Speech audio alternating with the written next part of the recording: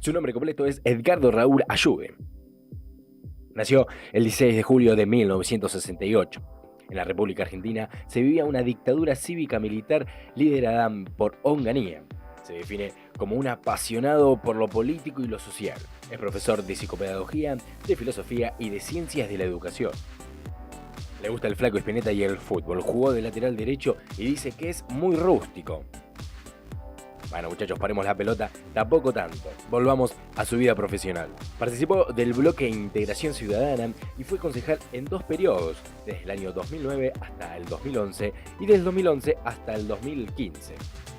Se presenta para las próximas elecciones en el Frente Vamos, siendo el primero en la lista y está acompañado por Ornella Escarano y Ayelén Bruegno.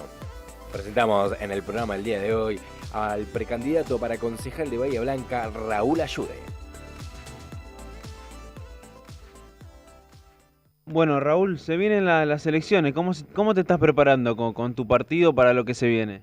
Bien, contentos tratando de contactar con el vecino, de que esa alegría también se transmita y ese entusiasmo de que las cosas se pueden cambiar, de que podemos vivir mejor, de que hay muchas posibilidades en Bahía para hacer las cosas distintas a lo que se vienen haciendo ahora, ¿no? ¿Cómo, cuál, de- me trabé. ¿Cuál dirías que es el fuerte de tu frente para decirle a los ciudadanos bahienses, esta puede ser una solución a los problemas que se ven en la sociedad bahiense en estos días? Nosotros creemos firmemente que las soluciones surgen de toda la comunidad, o sea, de hacerlas juntos, de hacerlas entre todos los vecinos. Por eso lo que pensamos es que hay que pensar la ciudad desde los barrios, desde la gente de a pie, desde el que labura, del estudiante, del jubilado, del que está buscando laburo y no tiene, de la mamá que está en la casa, de la persona que sale a laburar todos los días.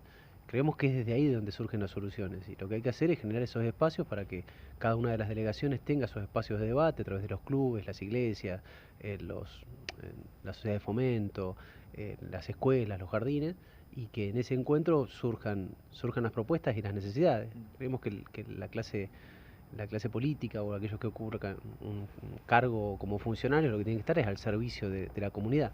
Y en ese sentido es importante generar resoluciones así, ¿no? Hay muchas posibilidades en Bahía y no puede ser que en una ciudad como la nuestra, que pasa tanta cantidad de dinero, tenga el segundo índice de desocupación o que haya la cantidad de calles que hay de tierra o sin consolidar o barrios humildes que cada vez crecen más cuando no están las condiciones para que eso no sea así. Claro. ¿Vos dirías que el gobierno actual no se estaría haciendo cargo de todas estas situaciones que suceden y derivan el dinero a otro lado, como por ejemplo bicisendas o remodelar el paseo de las esculturas, y eso no debería ser así? Y en el caso de con tus compañeros, ¿con quién te estás preparando para lo que se viene? Mira, la lista nuestra, a mí me toca encabezar a concejales. El grupo nuestro está integrado por Cardumen, por Patria Grande, por La Dignidad y por Nuevos Vientos. Yo encabezo la lista de concejales. Ornella Escarano es la segunda candidata, Adrián Bleque es el tercer candidato y Ayelén Brueno es la cuarta candidata. Como consejeros escolares va Juan Soria y María Elena Gallardo, y como candidato a diputado provincial va Pablo Serafini. Somos un grupo de laburo donde hay muchos jóvenes y también vemos algunos que no somos tan jóvenes, pero que hay muchas ganas de proponer, de discutir y de hacer propuestas como para que la ciudad mejore. Vos hablas de propuestas, ¿cuáles son las propuestas que vos decís?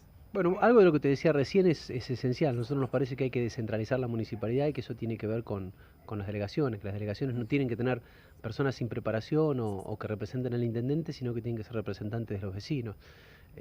Creemos que tiene que haber una articulación fuerte entre salud, educación, desarrollo social, que el dinero de infraestructura tiene que ser invertido de forma más transparente y más clara.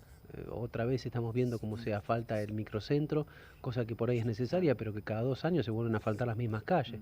Y después hay otros lugares que están inaccesibles. Nosotros entendemos también que es necesario que en el caso del fondo educativo las inversiones que se van haciendo y lo que se planifica se haga de manera más ágil y más transparente, así que tenemos propuestas sobre eso también. Creemos que en el área de acompañamiento y de protección de los derechos de los adolescentes hay una gran experiencia como es el tema de los envión, pero que necesitarían revitalizarse y tener mucho más infraestructura. Entendemos que hay muchas áreas de deportes que deberían estar incluidas en barrios. Hay barrios enteros que no tienen un espacio cerrado como para hacer días como estos, actividades públicas. Entonces esas cosas son cosas que se podrían hacer, planificar y articular, que son totalmente realizables desde lo municipal o gestionables a nivel provincial y nacional y que creemos que al día de hoy no se están haciendo. Vos hablabas de crear delegaciones, pero uno como ciudadano ve que la gente se preocupa demasiado poco por la política, digamos, y por las situaciones de la ciudad. ¿Cómo crees que los ciudadanos deben participar en esas delegaciones si en realidad no se preocupan ni se informan? Por ejemplo, hoy salimos a hacer entrevistas a la calle y no sabían quiénes se presentaban como concejales, decían que no les interesaba la política. ¿Cómo hacemos vos como concejal, si es que ganás, o nosotros como ciudadanos, para hacer que la gente le importe eso, ¿no? A la gente está muy superada por su cotidianeidad. O sea, si cuando vos te llegan boletas como están llegando del gas ahora con niveles inmensos, cuando hay inseguridad sobre tu trabajo, cuando no te aumentaron como aumentó la comida, entonces la guita cada vez te dura menos o te alcanza menos, tus preocupaciones son más básicas. Entonces es lógico que vos te encierres en tu situación. Y por otro lado, con políticos que te prometen cosas que después no cumplen. A mí me preocupa no que no sepan quiénes son los candidatos, sino que no sepan a quiénes tienen ahora contratados para trabajar de concejales. Si vos tenés 24 concejales y salís a preguntar a quiénes conocen y a quiénes no, o ustedes como periodistas, quiénes les dan nota y quiénes hablan de proyectos y quiénes no, es un número muy chico. Y por otro lado, con un nivel de compromiso, ser concejal es un honor.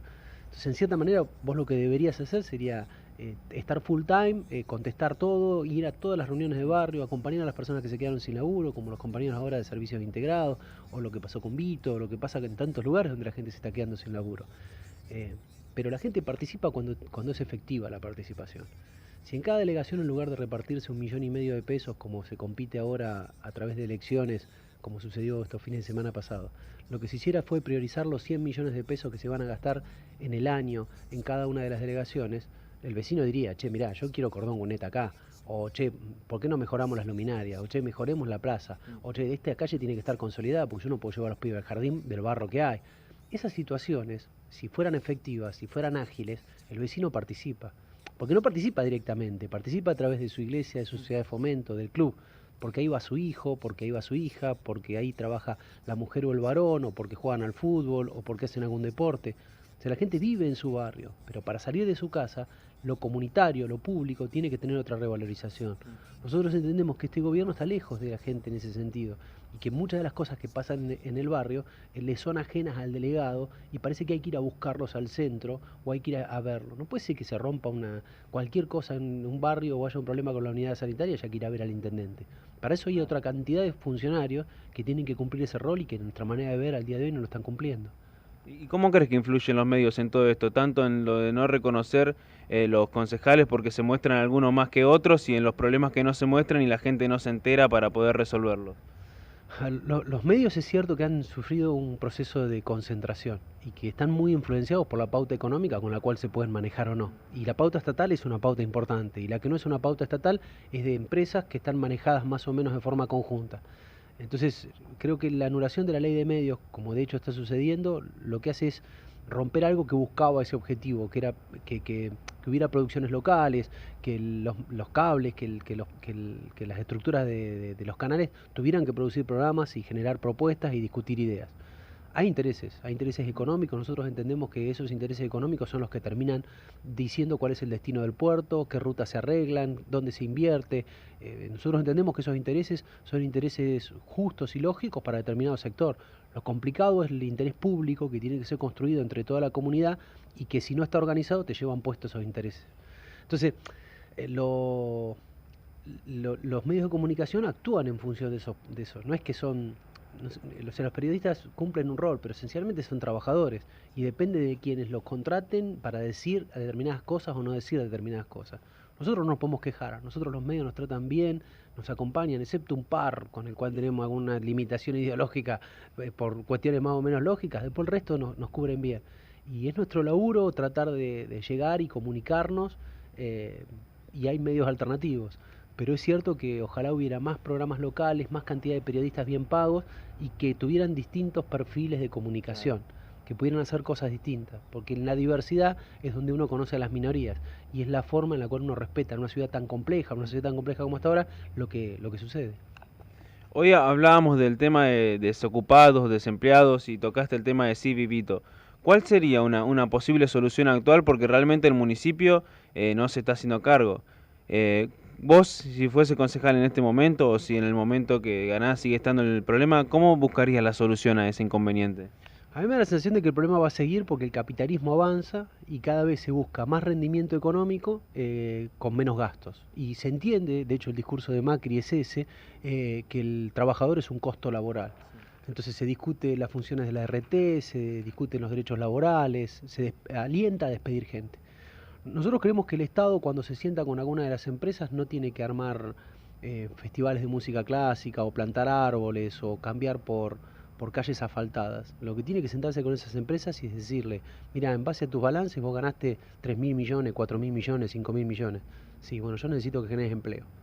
Yo necesito que la ciudad donde vos estás dejando el pasivo ambiental, la ciudad donde consumís el agua, donde consumís el gas, reciba el empleo para que tengan empleo justo, en condiciones, o sea, terminar con la precarización, terminar con el empleo negro.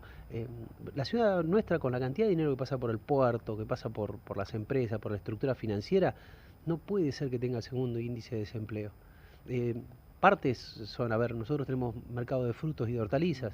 Acá se le podría agregar valor preparando dulces o preparando algún tipo de alimentación elaborada y venderlo a través de las cadenas de supermercados. Nosotros tenemos la cooperativa acá que tiene influencia a nivel nacional y que tranquilamente, si una de las góndolas estuviera destinada a productos locales y a microemprendimientos, quizás en uno podría haber 20 familias, en el otro 30 familias, en el otro 50 familias. Ahora, la gente se la rebusca, tiene iniciativa. Fíjate las ferias, fíjate la gente que vende rosquitas. El tema de eso es cómo el Estado alienta o acompaña eso o habla en este discurso neoliberal de emprendedores, de tipos que son ingeniosos, se inventan la rueda y se salvan solos. No, esta solución tiene que ser colectiva y el Estado tiene que tener un rol activo fuerte. Claro, lo que vos decís es que el Estado, por lo que vemos, se pone más del lado de las empresas antes de que los verdaderos trabajadores que salen a buscarse la vida, y eso no debe ser así. A ver, que el Estado está en función de las empresas se ve claramente. Festejan y anuncian. A ver, el último 11 de abril se hizo dentro de una carpa cerrada en la FISA. La gobernadora vino a una actividad de la prensa en función de emprendimientos privados y no visitó un lugar público. Las inversiones que se hacen respecto al agua o a las rutas o a la electricidad están pensados para que las empresas tengan mejores condiciones de producción.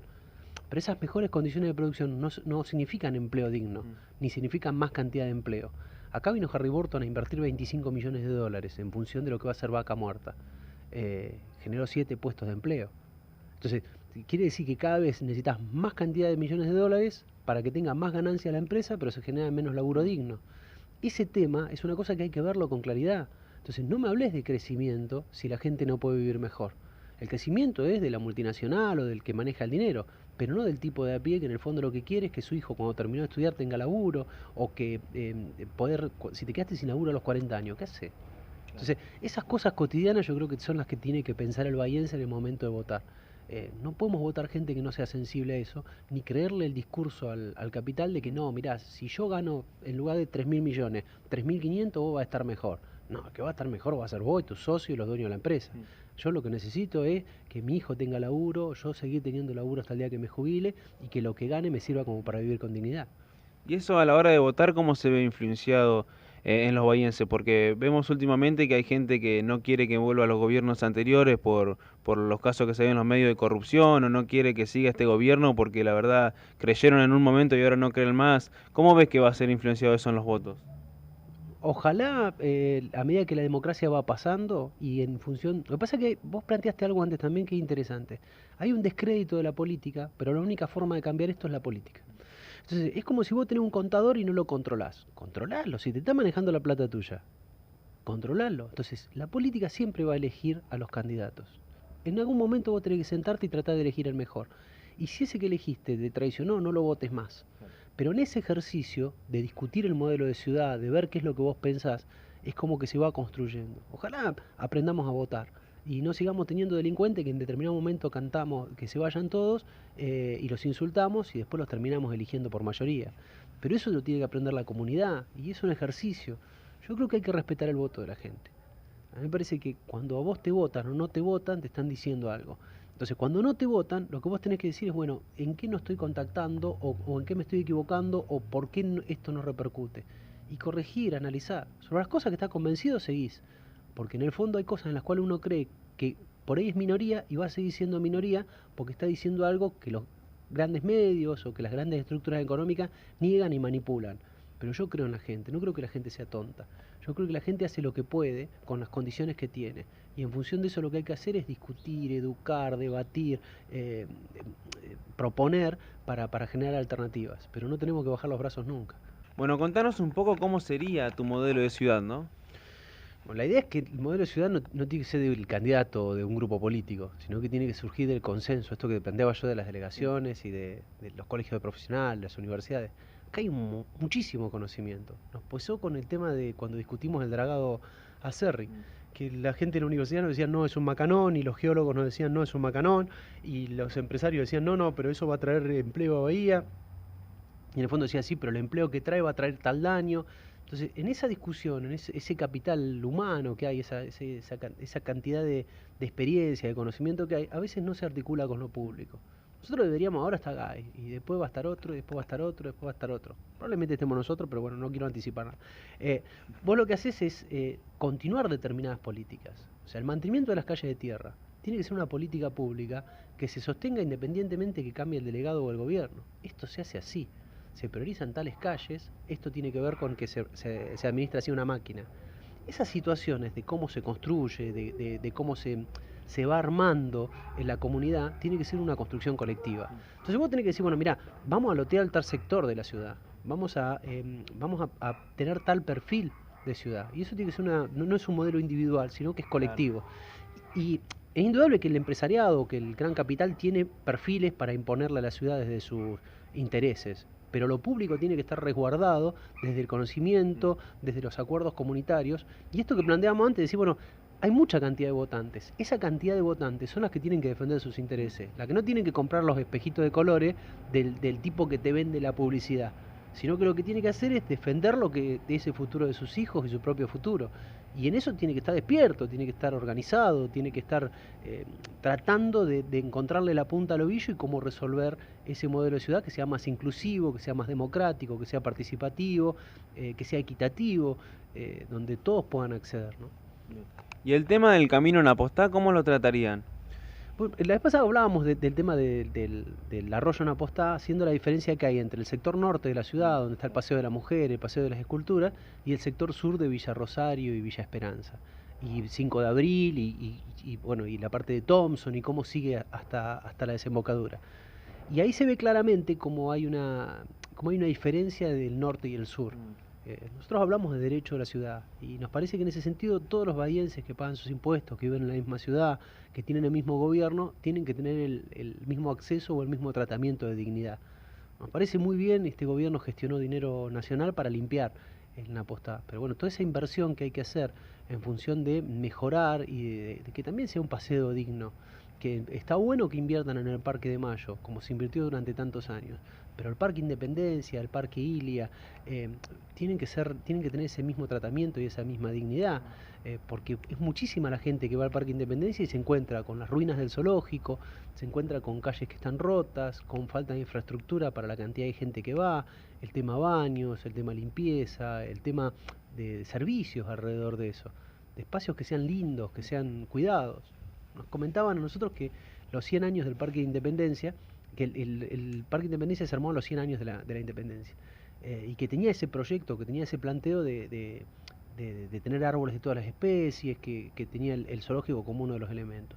Ahí funciona el hípico, funciona la feria del Parque Independencia, donde 160, 170 familias todos los fines de semana buscan sustento a través de la venta de ropa y de otros elementos.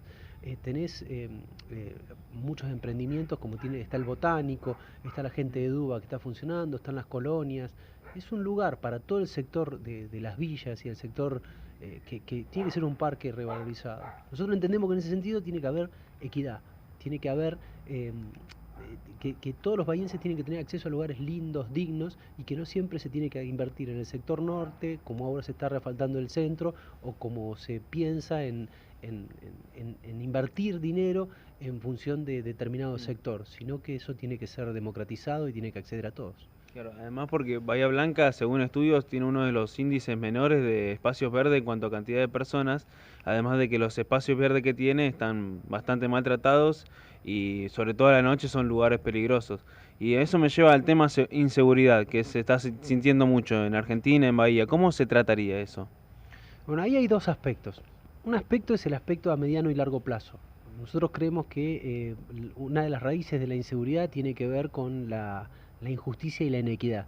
Nosotros creemos que cuando hay gente que puede vivir de determinada manera y una mayoría no puede llegar ni a condiciones mínimas de vida, esa injusticia genera un caldo de cultivo, por decirlo de alguna manera, para marginalidad, para inseguridad. Eso es un camino lento que tiene que ver con el mejoramiento de los barrios, con la presencia del Estado, con el acceso a educación, a salud, a vivienda. Y por otro lado hay algo que tiene que ver con la calidad de vida inmediata, con lo que se puede hacer en el momento. Nosotros entendemos que hay cierta reforma que se está haciendo en la policía que es importante, porque la policía a veces es parte del problema más que parte de la solución, que tiene que ver también con cierto funcionamiento de la justicia. Nosotros tenemos un proyecto, por ejemplo, con el tema de seguridad que tiene que ver con la unidad penal. Alrededor de 500 personas son las que están, la mayoría son vecinos bahienses. Y la gran mayoría están por delitos menores, por decirlo de alguna manera, no es que no delitos contra la vida, sino contra la propiedad. Y están en un periodo de 3 años, 5 años detenidos. Ese tiempo tiene que ser un tiempo de reinserción, de reeducación. Si las condiciones que te llevaron a delinquir tienen que desarmarse en ese periodo, tanto desde lo personal como desde lo comunitario. Entonces nosotros lo que propusimos es una mesa de trabajo conjunto en el cual los distintos actores, Patronato Liberado, la justicia, el desarrollo social de la municipalidad, de nación, de provincia, la misma unidad penitenciaria, articulemos políticas también con esto que yo te planteaba de tener continuidad. Bueno, si está detenido Juan y Juan tiene 23 años y va a salir con 28 años, bueno, entró sin oficio, sale con un oficio, entró sin el secundario terminado, salió con el secundario terminado, lo está esperando la familia y tiene un lugar donde vivir, o la familia se fue a otra ciudad y en el fondo él se quedó sin sus hijos y su señora. Cuando salga, ¿va a tener elementos como para conseguir laburo o va a quedar estigmatizado y marginado y en el fondo en lugar de recuperar un ciudadano lo que vamos a hacer es sellar un destino definitivo de que esa persona solamente va a poder delinquir? Y ahora entró 5 y resulta que después va a entrar otros 3 años o va a cometer un delito mayor.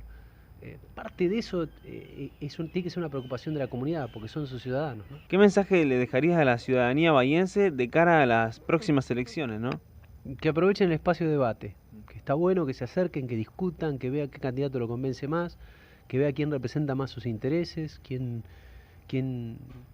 les da más espacio para participar, para escuchar, para pensar el futuro de sus hijos, el futuro medioambiental, políticas de género que sean específicas en este momento en el cual estamos tan preocupados por la violencia y por el nivel de inclusión y el respeto hacia los derechos de la mujer.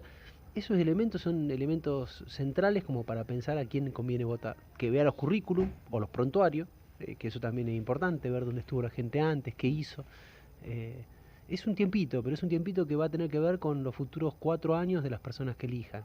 Está bueno si meten en el Consejo Deliberante personas que se preocupen y que si las conocen sepan cómo comunicarse con ellos a través del teléfono o de Facebook o ir a visitarlos a la casa y exigirles o pedirles o plantearles cuáles son sus problemas. Lo público es lo más importante que tiene una comunidad, es lo común, es lo compartido. Entonces, en ese sentido es un momento para repensar y para discutir. Nosotros nos ofrecemos para encontrarnos, para discutir, vamos a la casa que sea, nos reunimos con quien sea, estamos a disposición porque es nuestra idea de cómo hacer política y ojalá nos acompañen porque realmente tenemos muchas ganas de hacer cosas. Bueno, muchísimas gracias por invitarnos a tu casa y esta entrevista. No, gracias a ustedes por el espacio, porque siempre, para todas las que somos fuerzas chicas, es muy importante el espacio que nos den como para compartir y para que nos vean, así que la difusión que nos hacen ustedes a través de su programa es importante. Gracias.